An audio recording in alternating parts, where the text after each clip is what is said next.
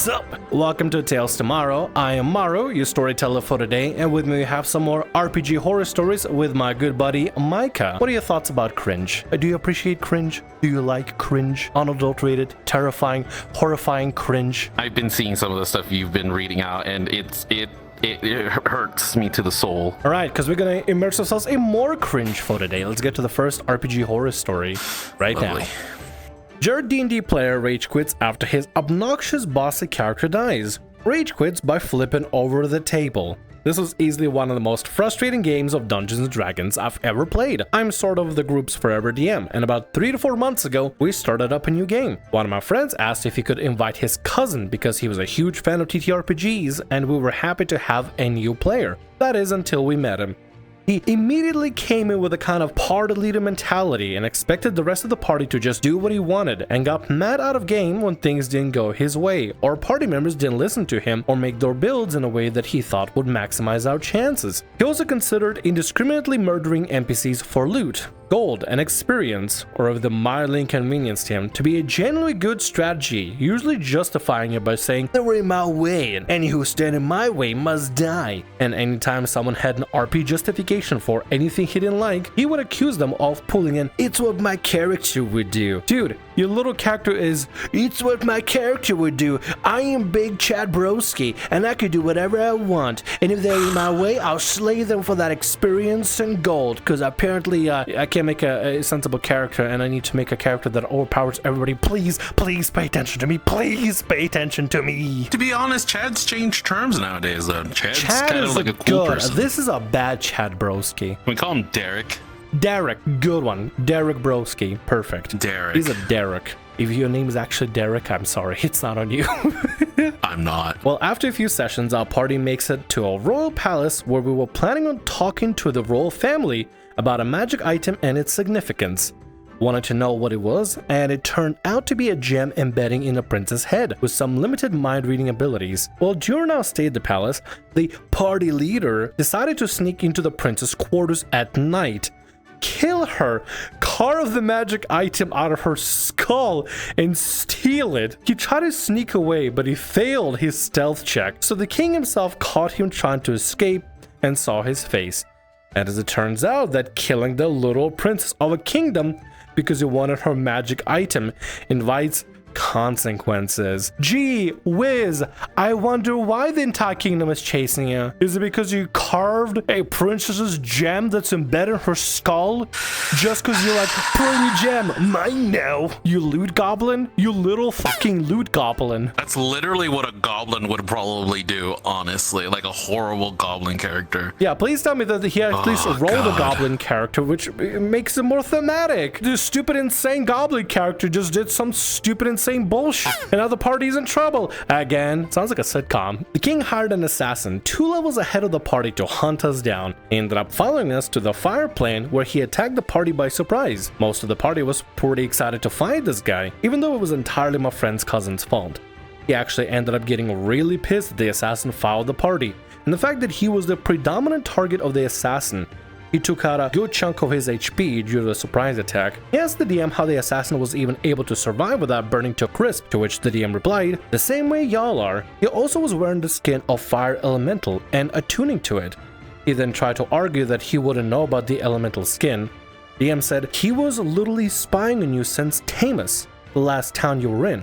What do you think I had you guys roll those perception checks? Oh, I like the way this DM is playing it. I honestly, I think this DM is doing really well in this. Like, I'm having you roll perception checks. We're playing this by ear, and obviously nobody managed to make that proper perception check, and nobody succeeded. Actions have consequences. So that spy's doing his work. Exactly. The cousin then got mad and said that this was BS and accused the DM of just making this up as they went along in order to kill his character because he was winning. The DM basically told him that he created this assassin after they killed the princess. Her father hired him. The cousin said, "Fine, I'll gut him, skin him, and then roast him on the fires of the plain." Jesus Christ, he is a little goblin. What is this character? He What is this talks like a goblin, dude.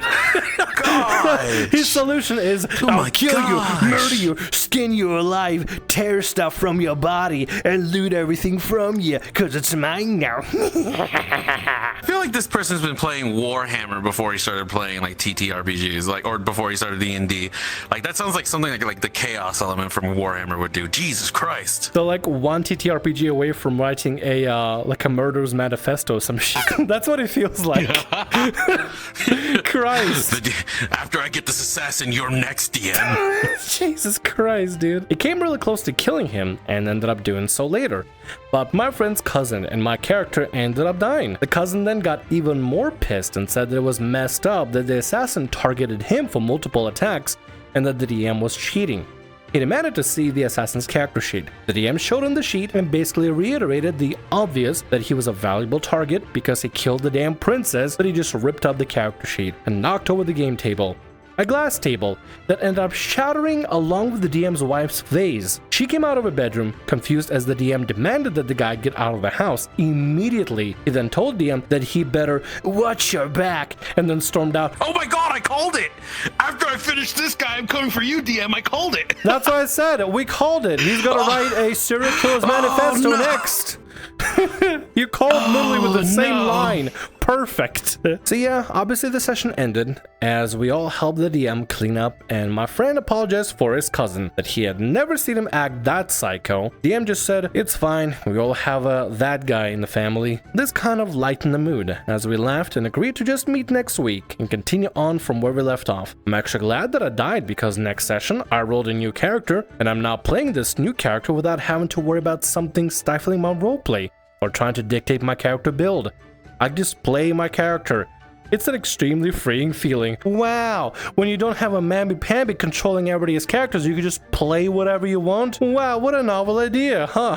I feel like the DM should have just cut it right when he started getting control of other people's characters. These are people's characters. Don't try to control them. Like, let them do their thing, because, ooh, I control my characters. The DM tried their very best. They tried their very best. The whole party, the whole group tried their very best with this Edgelord. Yeah. You don't know what kind of players you're gonna get. Sometimes you get somebody that's like actually good and decent and enjoyable, or you get a psychopath goblin, an actual real-life goblin. Don't invite goblins to your game. Don't let goblins play in your game. Basically, that's the lesson for today. Actual goblin. Jesus. Veteran player teaches forever GM how to really run a campaign. Implied essay about problem GM hidden by a spoiler tag. I want to give some background first to my whole TTRPG relationship with a problem GM. Started GMing after college as a way to stay in touch with my friends. One of those friends, we'll call him Colorado, was in those campaigns since day one. He had played in GM before, so I was excited to have him. For the most part, our early campaign go off without a hitch. The main issue was that Colorado's characters would constantly run off on their own, which was hard for me to manage, but he assured that he needed to do it for the story because some players are main characters and other players are side characters. And he was a main character, so he had to push the story forward. Stop right there. Everybody gets to be involved. There's no main character, side character. You know how cringe that sounds? It's about as cringe as when people make videos like, are you an alpha male, a sigma male, or a ligma male? And all that other bullshit. When you have like, I'll teach you how to be a sigma chad. There's no main character or side character. You're just players. And the DM is also a player. You're just people around a virtual table or real table playing TTRPGs. That's all it is. There's no greater thing behind it or anything. He also go on to criticize me for asking for feedback from my players on the current campaign, narratively and mechanically, as well as asking them what setting they will be interested in for future campaigns. He said that I should stop this and that it ruined the creative aspect of TTRPGs. There's nothing wrong with asking for feedback. If I mess up and Miecca tells me, hey, that fight was a bit too harsh. You sent like 17 dudes at me. To be fair, how often after we host our individual things do we like actually ask each other for input? Hey, how did you feel about that campaign? Did you feel like it had too much stealth? Did you feel like it was too much this? Did it look too many enemies? We always, even when we're hosting our own things, like we always ask our players. It's a normal thing. It's perfectly fine to ask your players what are your thoughts, because it helps DMs improve and take the story further into the direction that the players also want, as well as what the DM wants, and everybody knows what they want together. And if everything is hunky-dory, everything is hunky-dory, but if there's a problem that needs to be addressed, nothing is wrong with feedback. This guy's just being dumb about it. He's probably just afraid of feedback or something. For years, we had exclusively used established settings like Forgotten Realms, Star Wars, Cyberpunk, and Street Fighter, and I just crafted a story within them. However, Colorado heavily pushed me to homebrew a setting, and to his chagrin, I asked the other players if they would be interested in me trying that, and everyone was supportive. I went ahead and homebrewed about as well as I could, given it was my first time. We get into character creation, and Colorado wanted to be a demigod because I made a pantheon. Hadn't planned for that, as my mechanic was set up with clerics and paladins in mind, but we worked together and his character was created. I'm kinda getting the feeling Colorado is pushing the DM to fulfill Colorado's fantasy and not what the DM wants to do. He's like, no, you should make a homebrew setting with blackjack and hookers and I'm a demigod in your adventure. It's like, is that what the DM wants, or is that what you want, Colorado? I'm getting the kind of vibes where Colorado is just gonna be constantly just nudging the DM in a direction that Colorado wants. For somebody who's saying like, hey, don't ask your players about their opinions, he sure is giving a lot of opinions. A lot of feedback, exactly, yeah. He says, hey, don't listen to feedback unless it's mine.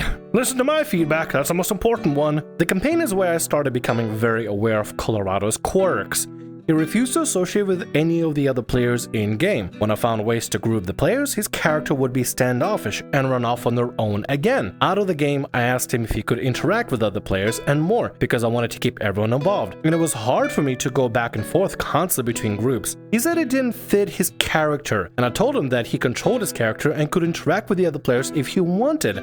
It was awkward, but the conversation ended amicably. Colorado wants to play single-player games. I mean, there's Baldur's Gate 3 and every other TTRPG video game out there. Go off on your own adventure, solo, lone wolf type stuff, I don't know. The biggest tenet when it comes to making a character, regardless of he's a lone wolf, an edgelord, a cringelord, whatever it is, does he work well with a party? Make whatever character you want. Lone wolf, fine. Edgelord, fine. Cringelord, fine. Karen, main character, fine. As long as they play well with the party, that's all that matters. Because at the end of the day, you can make any character you want. We can probably even run an experiment. Get a bunch of people together, right? Set up a Foundry server on Forge or something, and just play the most tropey edgelord crap characters as long as they can play well with the party. We could probably create some of the best characters with that sort of situation. We probably could. As long as you play well with the party, you could probably get some great character development. You could make some great character development with just lumping and forcing people to play these edgelord crap RPG horror story stereotypes. But as long as they'll play well with the party, I think everything can work out. Because if they can play well with the party, then I have problems. They can have colorful personalities, but if they cooperate. No problem there. And DMs, don't be afraid to punish solo players if they're traveling on their own in a very dangerous area. If they get ambushed because you did set up an ambush for the entire party, but hey, that one player is now in that ambush area, don't be afraid to punish them because you've set up the scenario already, and it's not like you're taking out a character, you're not trying to punish them, but like Morrow traveled alone by himself in a dungeon. He's probably gonna die. Definitely. You know, I at least would have my Steel Defender with me, which would be fine. Again, I'm not gonna be traveling off on my own, at least far enough that people can't get to me within one turn. It's dangerous. We've had how many players have we had when we've done campaigns with other people? How many players have we had that one person separates? They go off, do whatever they want. We suddenly come around the corner, they're dead. They're just literally dying. They're literally lying unconscious. And then somebody has to pick them up and mob them up every time because they run off again. We'll come around the corner, they're dead. We wrapped up the campaign after that, and things improved a bit as Colorado began to stay in the group, and it led to some classic fun group moments. When the campaign is over, Colorado asks if he can say something, which I said sure, and he goes on to pitch a campaign that he wants to GM, and he wants us to play in it. Out of the group, only one player and I agreed to play in his campaign. Here I should also mention that Colorado would tell me later that my homebrew was messy, and the names of countries were too confusing, and I shouldn't homebrew anymore. Gee whiz, the same guy that says don't take feedback is offering feedback and being a dickhead about it. Wowie wow wow. And he's like, hey, you should try homebrewing, but, you know, after your first session, yeah, you shouldn't do that no more. Why not be constructive and be like, hey, just so you know, I enjoyed the campaign, I think it was fun, but the name of the countries were a little off. If you can make them simpler for us next time, that'd be great. Like, there's so many things, but this guy just sounds like he's got main character syndrome. Despite that, I'm honestly really excited, as I've never gotten to be a player before. The first thing Colorado does is send me a link to a 79-page wiki on his world that we're expected to memorize before session 1. He had selected my race, family, and country for me.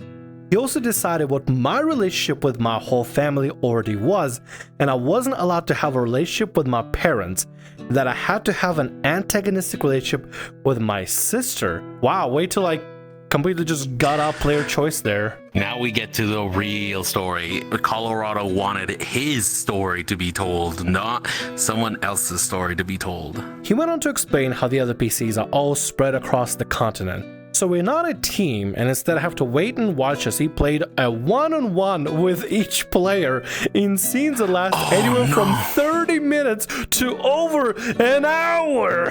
He says how much each player gets to play with very week to week based on what story beats he needs to hit. Dude, please tell me you got out. Please tell me you're left. This sounds morbid. This sounds terrible. This sounds awful.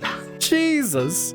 An hour watching somebody else play D&D one-on-one. Christ. He made character sheets for each player, but we're not allowed to see them. He also rolls all the dice, and once again, we're not allowed to see them. Lastly, we have to have our cameras turned on in Discord at all times, even when it's not our turn, so you can make sure we are paying attention. What is this, a fucking Zoom class, school class? Jesus Christ. All right, teacher. All right, teach Colorado. This guy wasn't looking to have people have a fun experience. It sounds like he wants to tell his story and everybody else is a side character for his story, and you have to sit there and listen because he is the experienced player. 79-page wiki? We don't even have that in any of our... Oh, Lord, no. He doesn't want players. He wants audience members, dude. He doesn't want to play D&D, he wants to write a screenplay, dude. We finally start the campaign, and he begins it like a table read with exterior, day courtyard. Oh my god, you're right. It's a script. It's a screenplay. The man's writing a screenplay. This is a script. Oh, it's a play script, dude. Gosh, hold on. Christ. He starts explaining the camera shots as it focuses on a first player character. He then goes into a monologue as a general, as one of the other players is a soldier. I turn on the stopwatch on my Fitbit. He gave an 11-minute speech as this general. The next player is Jack Sparrow-esque pirate. The pirate had been paid to transfer some cargo, which leads him to a brothel, and the cargo is an 11-year-old girl whom Colorado in detail described as having bruises all over her body and blood coming down her leg. SA victim, basically. A 14-year-old SA victim being brought to a... I'm gonna go call the police for this story and send the FBI or something, because holy... You don't have to make them 14 years old, people. 18 is perfectly fine age for everybody. But I mean, you don't even have to go with the SA route. Just stay above the age limit, please, for this type of stuff. Maybe there's an important lore point in a 79-page Wikipedia or some shit. We need to have an SA 14-year-old. Jesus Christ. Oh, she's actually 1,000-year-old loli. I get it now. The pirate ended up killing the brothel owners and taking the girl. I called him out on this after the session, and he said he enjoyed putting us in complex situations to see how we react. You can put people in complex situations without having to describe that there's a 14-year-old SA victim in your game. And if players are uncomfortable with it, I'm just honestly surprised they didn't just walk out and leave. What was the point of it? How bad is it going to be later? He might even pull some sort of Oedipus bullshit on people, where somebody's fucking their parents. Who knows? Or sisters, or whoever the fuck. Well, obviously, this man who has decided the story, the entire campaign, wrote a 70-page wiki, decided the characters, NPCs, player characters, storylines, and all. Obviously, he took the time to ask if they were okay with the essay story, right?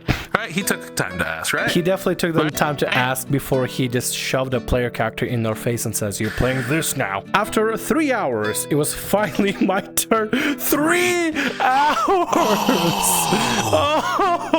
Oh my god.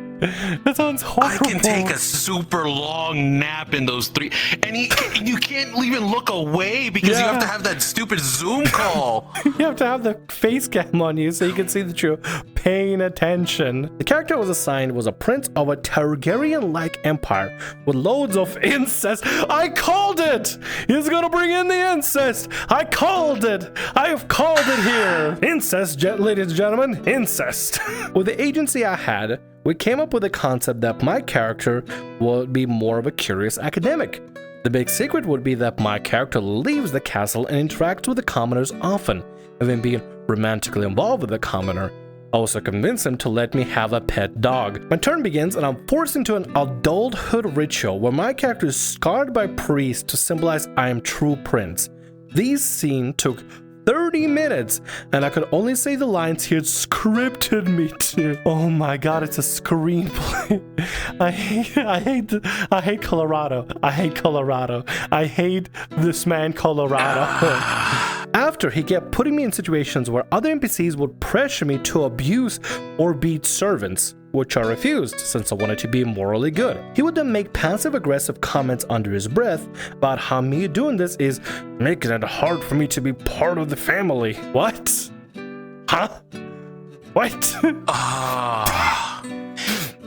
He's trying to force it because he has no good things with his family, so then he's trying to be like, hey, you're not part of the family if you can't do these horrible things like a human being. These poor players. I feel so bad for them. Then I finally got to reveal the twist where my character went out and met his secret commoner lover. However, the GM had changed her name, changed my dog's name too, made her immediately end the relationship. He particularly enjoyed making her be irrationally mean, and then he would chuckle to himself and say, "My ex said that to me verbatim." I can see why. Oh my god. I just realized what that meant.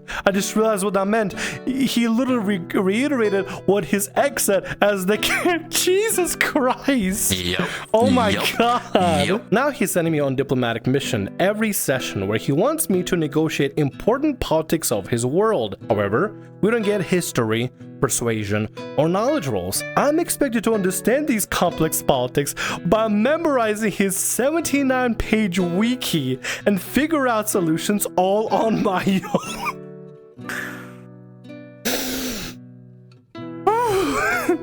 Jesus Christ. Oh, can I just say, Lord. Politics in the D&D campaign is a very okay concept, but having to have somebody memorize 79 pages is ridiculous. Rolls. Like, give them a chance. No anything. Nothing. He needs to memorize, he needs to live, breathe, and be the Wikipedia in his brain. He needs to beam it into his brain and just regurgitate it. This is already too long, so I won't go into more detail, but for my first time as a player, this has been a strange experience. We are on session 6, and still no player characters have gotten to interact with each other yet. You should run, but before the story ends, there is an edit, and I wanna know what this edit is about. Whoa, didn't expect this to blow up. I just wanted to vent.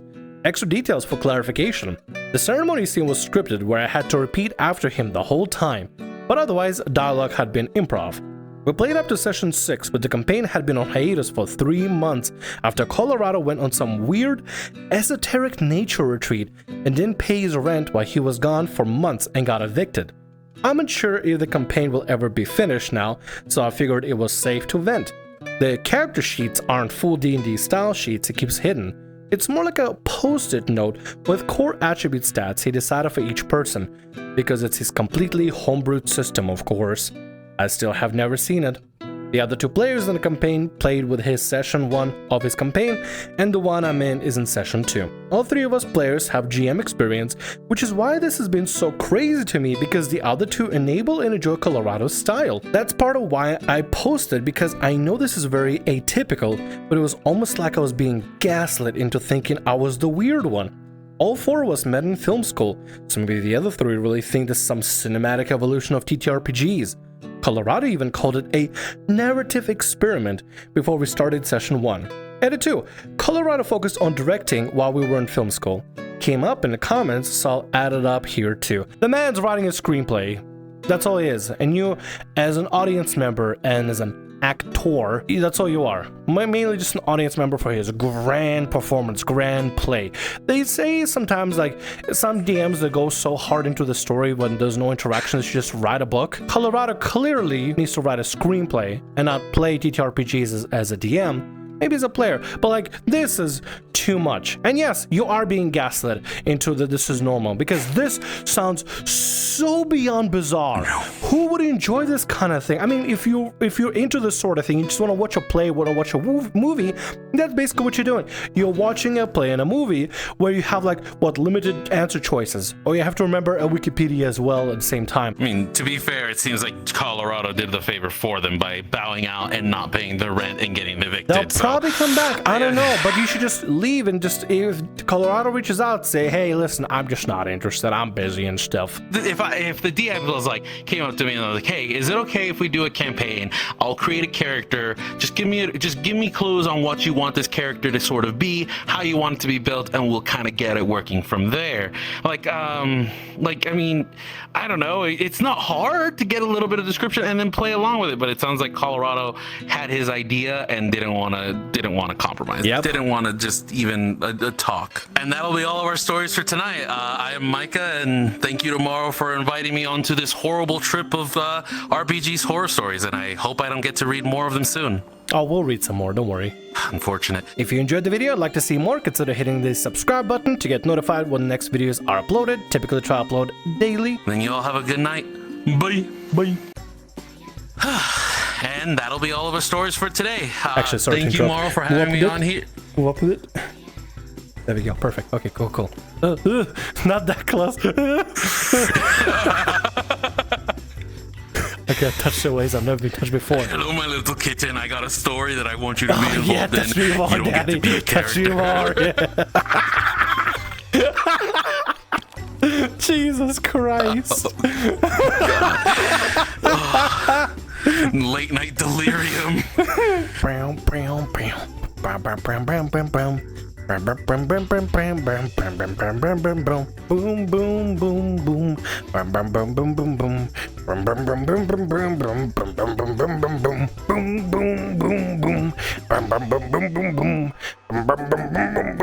bum, bum, bum, bum, bum.